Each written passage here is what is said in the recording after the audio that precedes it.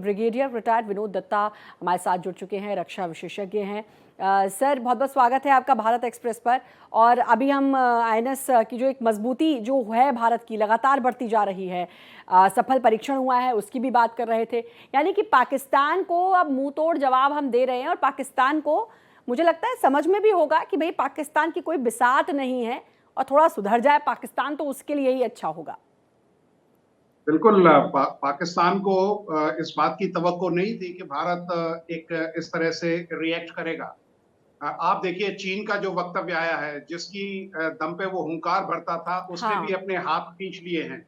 और पाकिस्तान को ये मालूम होना चाहिए कि किस तरह से उसकी वहाँ जो पॉलिटिकल कंडीशन है, किस तरह की उसकी माली हालत है। और फौज जिनके पास अपने एक्सरसाइज करने के लिए पेट्रोल नहीं है, डीजल नहीं है, वो देश क्या लड़ेगा भारत से। लेकिन हाँ, उन्होंने ये बहुत बड़ी गलती की है। और वो एक कहावत है ना कि विनाश काले विपरीत बुद्धि। जब कहते हैं ना कि गीदड़ की मौत आती है तो वो शहर की तरफ भागता है। तो ये सब चीजें ध्यान में देखते हुए पाकिस्तान को अब इल्म है पूरी तरह। अभी तभी असीम मुनीर साहब देखिए, कभी कहीं किसी कोर हेडक्वार्टर का दौरा कर रहे हैं, कभी कहीं कर रहे हैं। क्योंकि भारत तो अपने जो स्टैंड ऑफ एक्शन है, क्योंकि भारत का एम, जो मेरा अपना मानना है, कि टेररिज्म के खिलाफ अपने टारगेट्स को वो रजिस्टर करके उन पे अटैक करेगा, जो उस जिसका खैर मकदम पूरा विश्व करेगा। क्योंकि देखिए बड़ी बड़ी ताकतें सब आतंकवाद के खिलाफ हैं। एक पाकिस्तान ही ऐसा देश है जो स्टेट स्पॉन्सर्ड टेररिज्म का साथ देता है। और खासकर जो वहाँ की पाकिस्तान की फौज है, उसकी खुद नींव हिली हुई पड़ी है। तो मतलब वहाँ जिस तरह से आप बलूचिस्तान में देखिए किस तरह से उसे खदेड़ा जा रहा है, खैबर पख्तूनख्वा में किस तरह से खदेड़ा जा रहा है। तो अब उनकी नींदें बिल्कुल मतलब खराब हो चुकी है। रात को नींद नहीं आती उन्हें। और अभी तो वैसी ही हालत बहुत पतली है, क्योंकि अब कल के बाद तो देखा था कि वहां पे जो उनकी सेना है उसने जगह जगह तैनात कर रखे थे, क्योंकि उनको लग रहा था कि कल ही रात को कुछ हमला हो जाएगा। तो हालत तो बड़ी खराब है, बड़ी पतली हालत है अभी पाकिस्तान की। डर के साए में जी रहा है और जीना भी चाहिए इस देश को डर के साए में। दत्ता साहब, एक और सवाल, क्योंकि ये जो जल संधि हुई थी, सिंधु जल संधि, ये तो 1960 में हुई थी। उसके बाद से पाकिस्तान ने कई बार ऐसी कायराना हरकत की है। फिर भी जो भारत के जो संस्कार हैं, उन्होंने सोचा छोड़ो, अगर हम पानी रोक देंगे तो भाई उस देश को कितनी दिक्कत होगी, वहाँ के लोगों को कितनी दिक्कत होगी। लेकिन इस बार पानी सिर से ऊपर चला गया। अच्छाई भारत ने कई बार दिखाई, लेकिन इस बार जो ये निर्णय लिया गया है, ये निर्णय बहुत ज़रूरी था। और इसके बाद ही लगता है कि पाकिस्तान जो है समझ पाए शायद, या फिर क्या लगता है कि वो टेढ़ी खीर है, कुत्ते की दुम वाला हिसाब है पाकिस्तान का, वो कभी नहीं सुधरने वाली। बिल्कुल। देखिए पाकिस्तान ने भारत की पेशेंस कई दशकों से टेस्ट की है। भारत ने हमेशा एक उदारवादी देश का उदाहरण दिया है। लेकिन इस बार जिस तरह से सख्त कदम भारत ने उठाए हैं, इंडस वैली इसका इंडस वाटर ट्रीटी का भी अगर आप देखें तो करीब 30% पानी हम ले रहे थे और 70% हम पाकिस्तान को दे रहे थे। भारतीय फौज का जब विभाजन हुआ तो जो बेस्ट इक्विपमेंट था और बेस्ट जो रेजिमेंट थी वो पाकिस्तान को दे दी गई। और आप ये देखिए करीब 43 बीएमसी पानी जो है वो भारत ने अपने पास रखा, 99 बीएमसी हमने पाकिस्तान को दे दिया। आज आप देखिए जो इंडस रिवर है उसके ऊपर सारी लाइफलाइन है। पंजाब, ये दो सूबे ऐसे हैं जो सबसे उनके प्रोडक्टिव सूबे हैं। अगर पानी ये रोक दिया तो उनकी जो इकोनॉमी है बिल्कुल तहस-नहस हो जाएगी।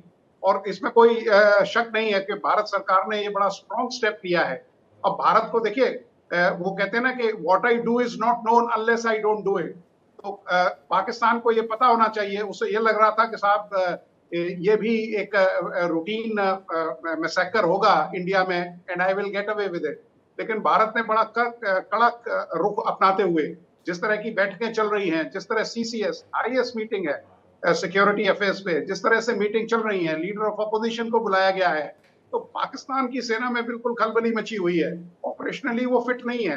3-4 फ्रंट पे वो लड़ रहे हैं। खैबर पख्तूनख्वा में उनसे कंट्रोल नहीं हो रहा है। बलूचिस्तान में देखिए वहाँ 1500 करीब लड़ाके हैं, उन्होंने पाकिस्तानी सेना की नाक में दम कर रखा है।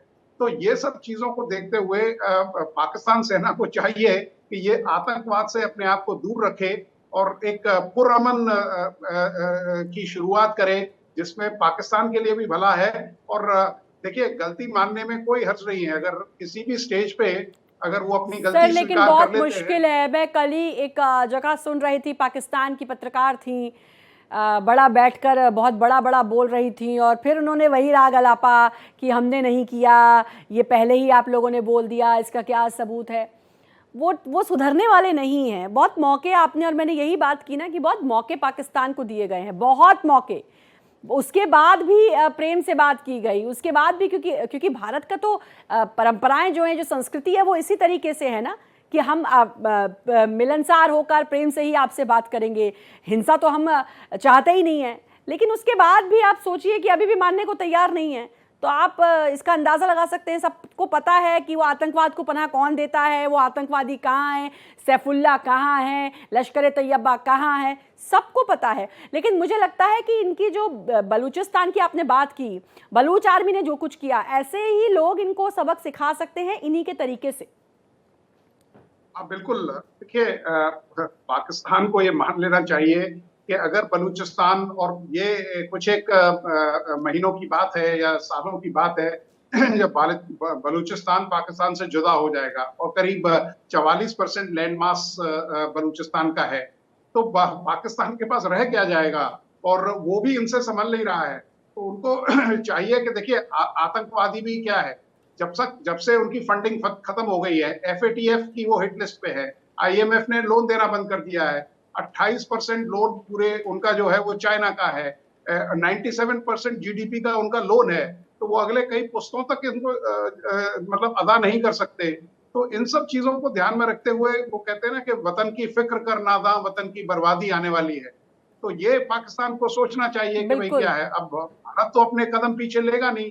और इस तरह की, जब भी इस तरह की स्ट्राइक होती है, तो देखिए अब 7 अक्टूबर को भी जहां इजराइल में अटैक हुआ था, तो ये नहीं था कि साहब इजराइल ने उसी समय अटैक कर दिया, लेकिन हाँ उसने डेलिब्रेशंस किए, और बिल्कुल उसके बाद जिस तरह का अटैक किया वो पूरे दुनिया के सामने है, गाजा को बिल्कुल मिट्टी में मिला दिया। बिल्कुल तो ये मतलब मुझे पूरा बिल्कुल। यकीन है अब कि भारत कदम पाकिस्तान ये अपने नहीं नहीं चाहेगा खींचेगा पीछे, और भारत कि की बिल्कुल दो टूक है, बदला लेकर रहेंगे। प्रधानमंत्री नरेंद्र मोदी भी बिहार से ये बात कह चुके हैं, और एकजुट है भारत, लेकिन पाकिस्तान को सबक और इन आतंकियों को सबक सिखा कर रहेगा।